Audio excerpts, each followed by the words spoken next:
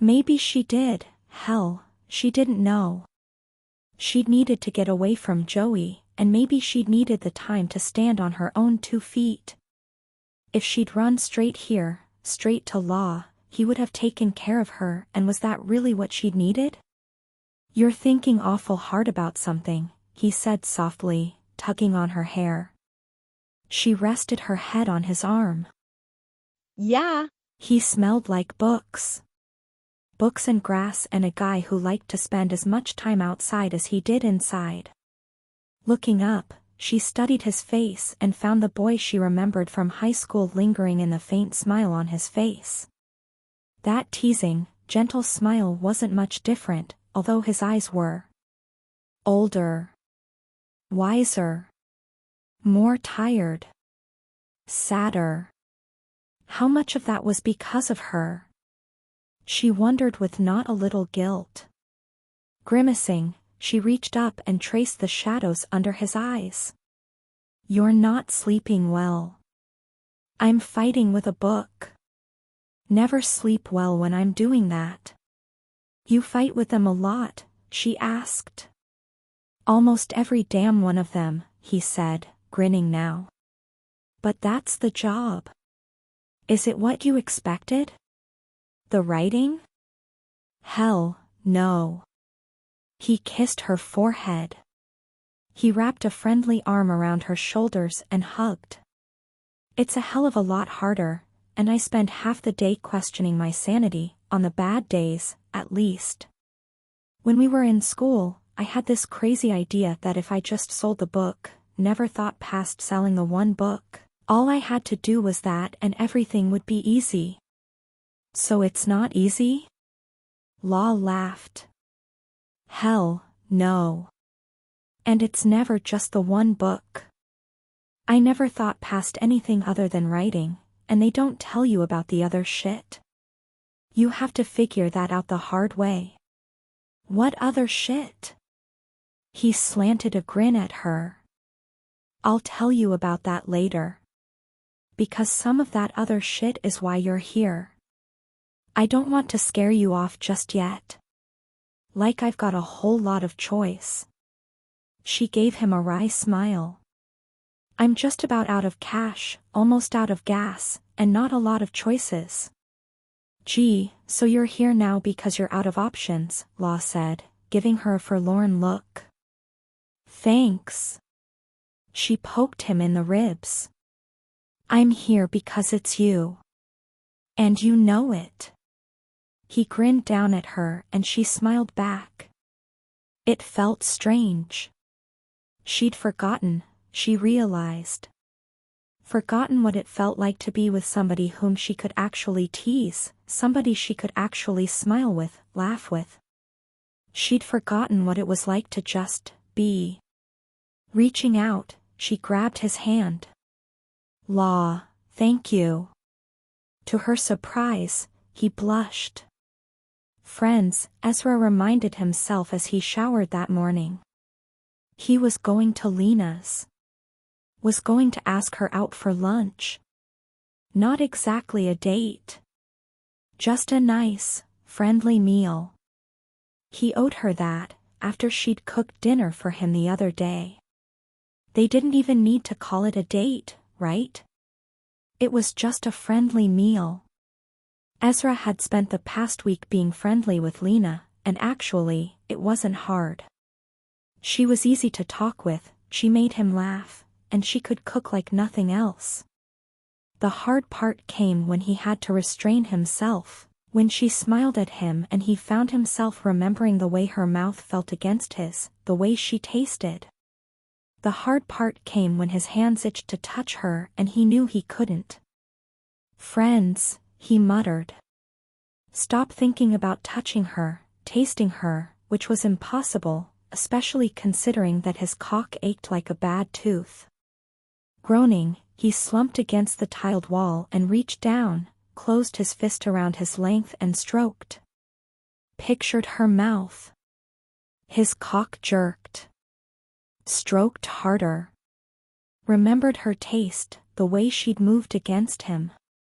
The hot water beat down on him as he pumped his fist up and down, picturing Lena's face in his mind, her body moving against his, her long, slender torso, those sleek, subtle curves. Her mouth, fuck. Her mouth, pressed against his, moving against his. The taste of her, the feel. With a harsh groan, he came. As the water washed the evidence away, he stared up at the ceiling. This friends-only shit is not working. He couldn't get her out of his mind, out of his thoughts. Scowling, he finished up his shower and climbed out, drying off with a towel and slinging it over his shoulders. When he opened the medicine cabinet, the box of Trojans sitting there all but mocked him. Swearing, he grabbed his razor and slammed the door shut so hard, it was a wonder the glass didn't break. Friends. My ass, he muttered. 20 minutes later, he was heading out to the car, a weird mix of excitement and dread curling through him. He needed to see her, but at the same time, he knew it was going to strain his, patience. Already, his skin was humming, his heart racing at the thought of seeing her. Abruptly, he climbed out of the car and headed back to the house, jogging up the stairs as quick as his right leg would let him. Opening the medicine cabinet, he stared at the box of Trojans, a muscle twitching in his jaw. Shit, he muttered. Then he grabbed the box. The Boy Scout motto, be prepared. Even if it was just driven by wishful thinking. On his way back out, he opened the box and tore packets off the strip, tucking them into his wallet. The rest, he threw into his glove box. Her house was only a couple miles out from his, and he used those few minutes to try to talk himself down. It wasn't happening, though. Every time he saw her, every time he talked to her, he wanted her more, liked her more. Needed her more. Stopping in front of the house, he turned off the car and sat there a few minutes, studying it. The house itself was painted a fresh, gleaming white, the shutters a dark red that matched the front door. There were window boxes with flowers in front of the windows on the porch, and a swing at the far end. He climbed out of his car and pocketed the keys. Lunch. They'd do lunch. And if there was an opening, he'd see if maybe she was open to pursuing something beyond friendship. He'd apologize for how he'd screwed things up, and they could see where things went from there. He mounted the steps and knocked on the door, jamming his hands in his pockets, feeling as nervous as a damned teenager on his first date. She opened the door, keeping the chain in place. Yes? Oh, wow, slick. Don't you sound all suave? He swallowed and then tried again. Hey, Lena. The door opened a fraction more. Ezra, she said, stepping around so he could see her through the narrow opening. Yeah. He smiled a little. Lena's lips curled upward and she murmured, So, what are you doing back out here? I didn't forget about something, did I? Mentally, he rehearsed the invitation to lunch. A nice, easy, friendly meal. Mentally, he reminded himself they were supposed to be friends. Just friends, and they could share a meal, right? He owed her a meal, anyway. Shit, screw that sideways. He had no problem being friends with Lena, but he wanted, hell, he needed more than that. He hadn't had this sort of personal attraction, so hard, so strong, so instantaneous, to a woman in a long time. Shit, what he'd felt for Mac had paled in comparison. Mac had been a friend. Yeah.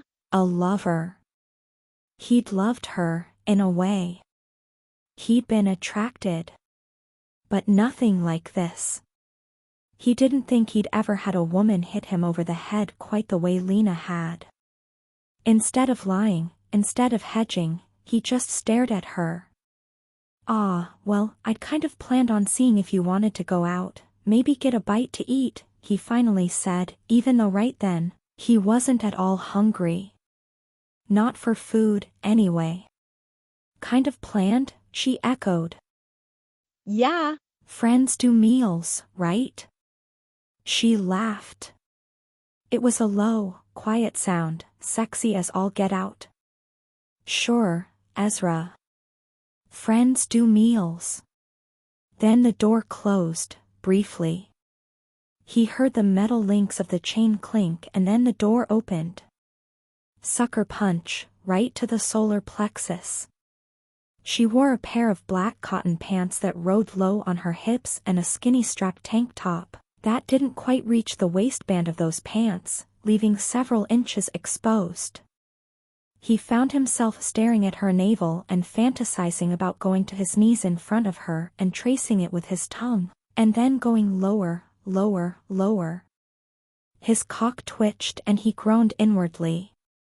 Fuck, he wasn't entirely certain he could manage a normal conversation, not considering that the longer he looked at her, the more turned on he got. He cleared his throat, reminded himself that he wasn't a pig, not normally, not really. But then he noticed something else. She wasn't wearing a bra. "Oh, hell. You're staring at me again, aren't you?" Lena asked. Jerking his gaze upward, he saw a faint blush settle on her cheeks. "Yes, ma'am. I'm definitely staring at you again." Staring, fantasizing, and getting harder by the second. Trying to distract himself, he studied the door and then looked at her. "You know, not that I really want you to leave me standing on the porch or anything, but you might want to think about being more careful who you open that door for. I'm not too worried about opening it for you.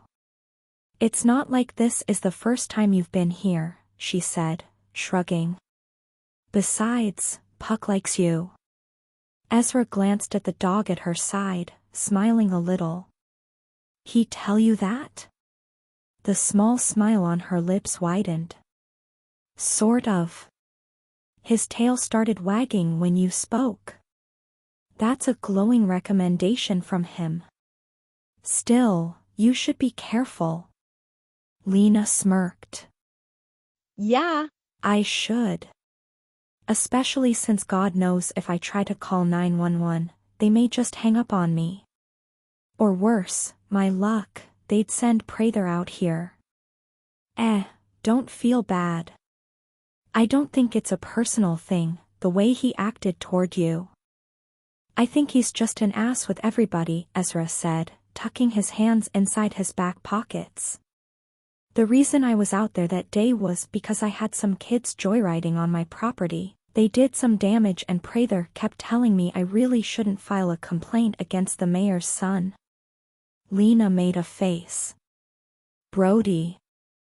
Then she skimmed a hand through her hair. "While I couldn't care less whose kid he is, he's had a rough time of it. But I think getting in trouble might do him a world of good. Sometimes that's what people need to get their heads out of their asses, a good hard knock across that head. And he's getting worse." She paused, cocking her head. "So, you didn't file the report, did you?" "Shit. Are you psychic?" Ezra kicked at the floor. "No, I didn't file the damn report, but it didn't have a damn thing to do with Prather. That idiot can shove it sideways for all I care. But Nielsen asked that I let it go, this one time, and I agreed, on the provision that somebody talk to him. Somebody will, if the sheriff said so. He'll probably get Remy to do it." "Remy." He ran his tongue along the inside of his teeth, trying to ignore the burn of jealousy at the sound of the guy's name on her lips. Didn't matter, so she dated him. So he'd probably gotten to put his hands all over that nice, long, sleek body. Oh, fuck, he was so into self-torture. She gestured him inside. "Why don't you come in?" It's too damn hot for me to stand here with the door open. Come on in and we'll talk about lunch. As he stepped over the threshold, he passed close enough by her that he could feel the heat of her skin. Smell her, she smelled like peaches. Peaches, man, he loved peaches. You're a fucking goner, he thought, brooding. He came to a stop in the middle of the foyer. The floors were gleaming gold hardwood, devoid of any area rugs. So, Lena murmured. About lunch. She brushed past him and headed into the living room. He trailed after her into the room.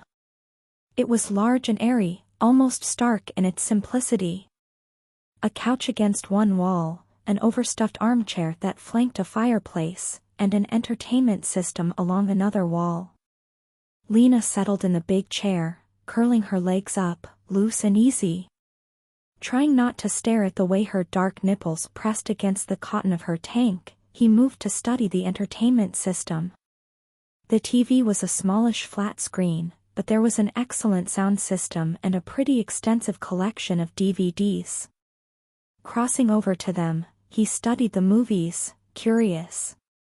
Each of them was marked with a label that had a series of raised dots, Braille? You like movies? He asked, glancing back at her. I love movies, she said, that faint smile on her lips.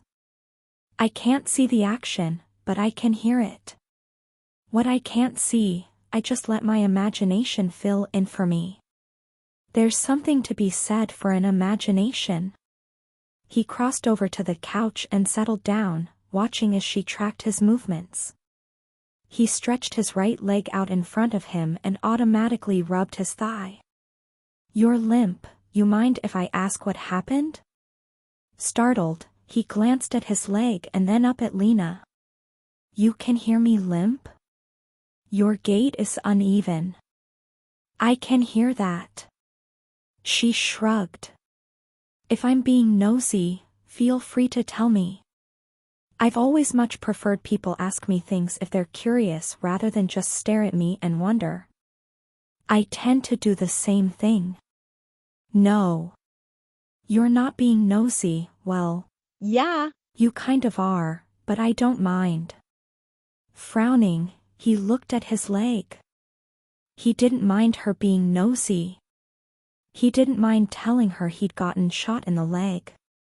But the rest of it was harder. Talking about Mac was harder. Although if he was going to apologize, ask for a chance to try things over. Yeah. If she did ask, he needed to be able to explain something. Slowly, he said, I took a bullet 6 months ago. That's why I'm on leave. She was quiet for a minute. 6 months seems an awful long time to be out. Was it bad? He shrugged and then scowled. Shrugs, nods, all the normal body language people used wasn't exactly going to work with somebody who couldn't see it, right? Sighing, he rubbed his hands over his face and said, bad enough that I had to take some time off. I've had 2 surgeries, physical therapy, all that crap. It's not bad enough to keep me from going back. I get the feeling you're not sure if you want to go back, she said softly. Blood on his hands. An image of Mac's face flashed before his eyes and he waited for that breath-stealing pain, that slow, insidious wash of guilt. The pain was there, a quick jab, square in the heart. The onslaught of guilt didn't threaten to cripple him this time, but still, it was enough to leave him tied into hot, greasy knots.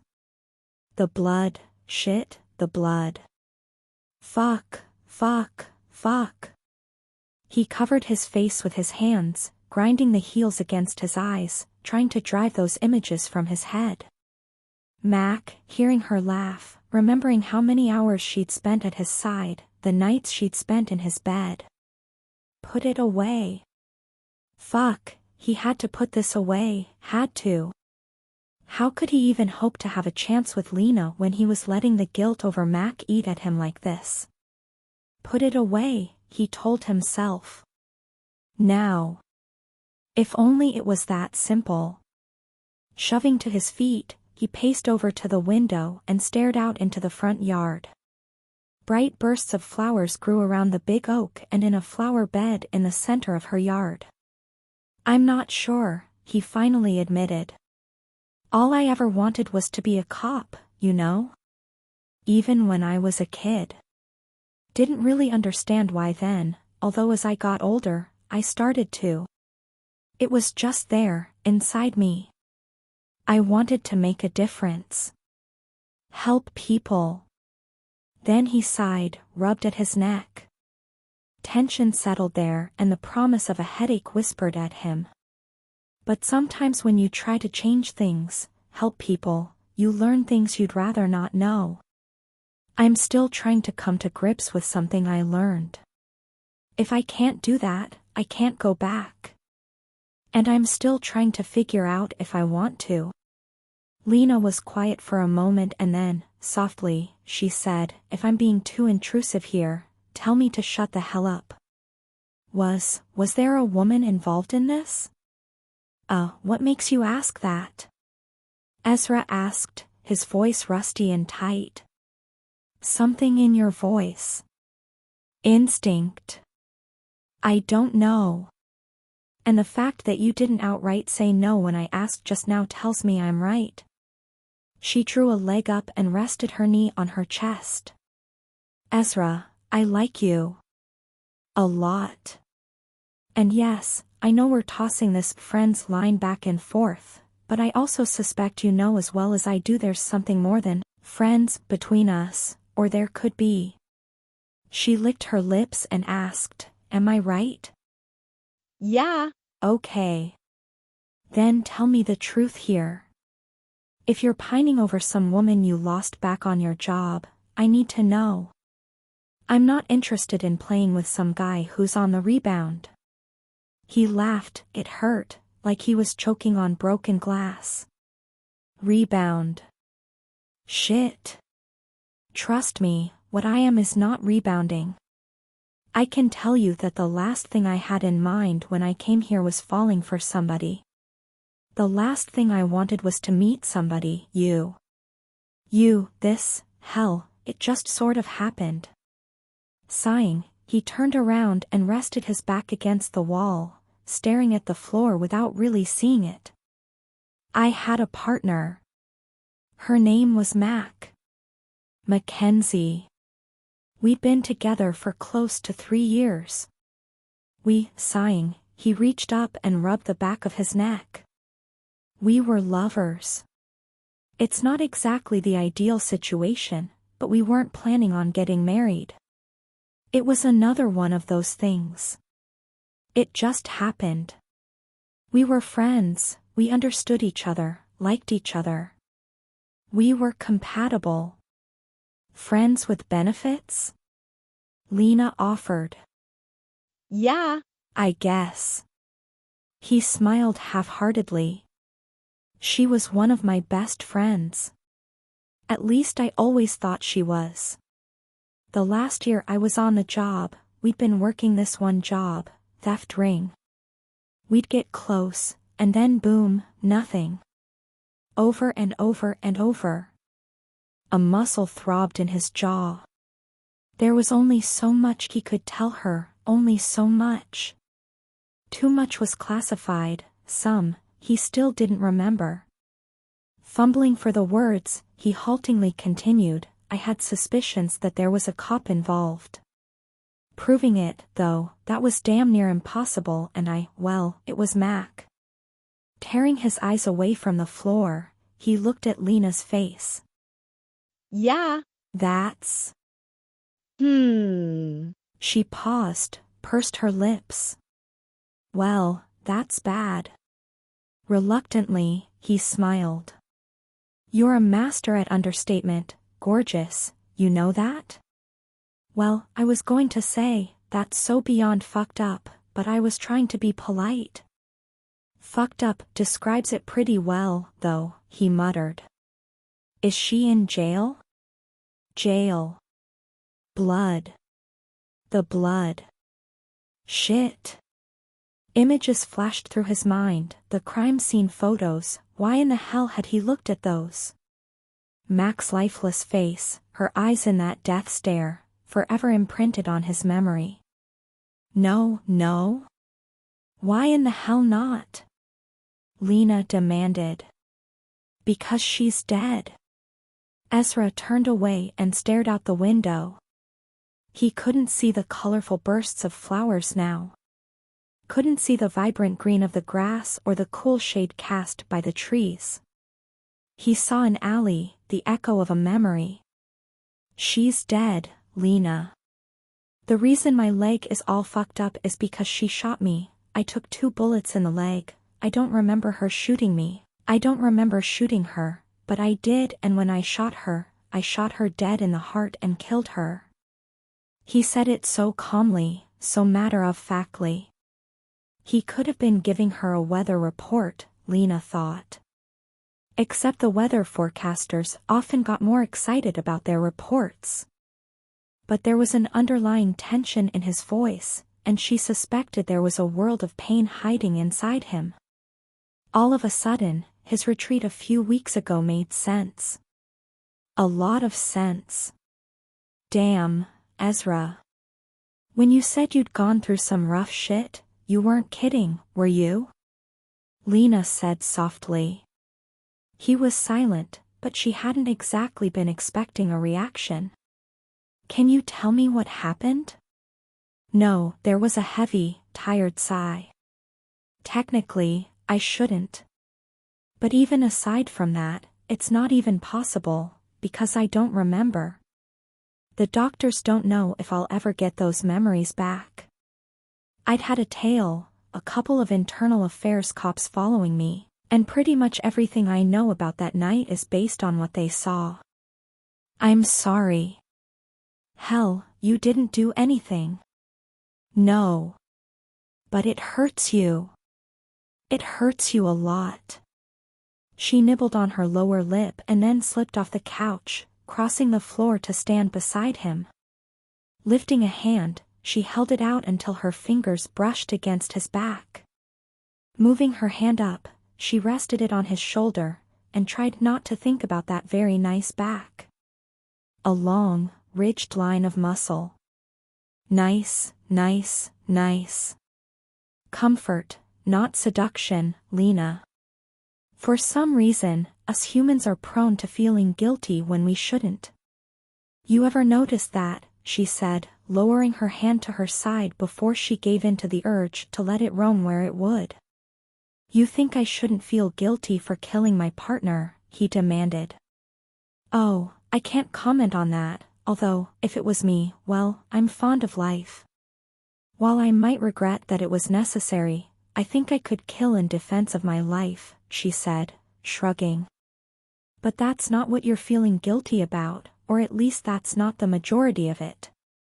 If it was a guy, or even a woman you weren't sleeping with, would you have felt so guilty? Silence. Just silence.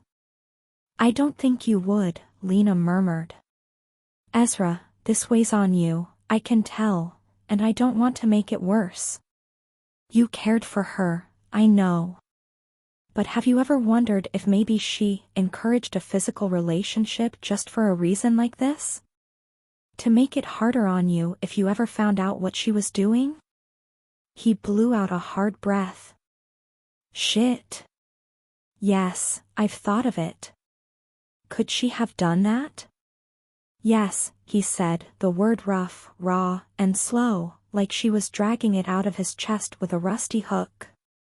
She turned to him and reached up, rested a hand on his chest. His heart bumped against her hand, a strong, steady beat. You did your job, Ezra, and you did it despite the fact that it cost you a lot, on a personal level. Don't let her take anything else away from you. She would have gone back to the couch then, but before she could, he caught her hand. You know, for somebody who can't see anything, you sure as hell see a lot. You'd be surprised at the things you can learn about people when you don't rely on what you can see. She shrugged. But there wasn't really anything complicated about this. It just sounds like something a woman would do, you know? He rubbed his thumb along the inside of her wrist. Why a woman? It's manipulative. Lena grimaced and shrugged. That sounds terrible, I know, but it just sounds, well, like a female ploy. No great psychology feat there. He was still stroking her wrist and it was doing mad things to her pulse. Lena disengaged as casually as she could and made her way over to the couch, sitting back down. Even getting away from him didn't help much. Damn it. He was getting to her, way too fast, way too much. No wonder he'd pulled back. I can't say I don't understand, but you shouldn't let what she did tear you up so much, Ezra. You deserve better than that, Lena said quietly. I wouldn't be so sure of that, Ezra muttered. Sorry. You've already got me thinking you're a nice guy. You're stuck with it. A nice guy. Pushing aside the dark thoughts, or trying to, he turned around and studied her. I wouldn't be so sure of that, beautiful. Crossing the floor, he sank down on the ottoman in front of the couch and studied Lena. Nice guy? If he was a nice guy, would he be sitting there and mentally undressing her? As she shifted on the couch, one of the straps of her tank top drooped down over one shoulder. Through the thin, white cotton, he could see the dark circles of her nipples all too clearly, and if he was a nice guy, if he was any kind of gentleman, he'd put some distance between them and stop staring at her. Screw being a nice guy. Screw being a gentleman. Are you so sure I'm a nice guy, Lena? He asked, hoarsely. She wiggled around on the seat and then lifted a hand, tucking the strap of her tank top back up. Under the material of her shirt, her nipples were hard, peaked and pressing against the fabric.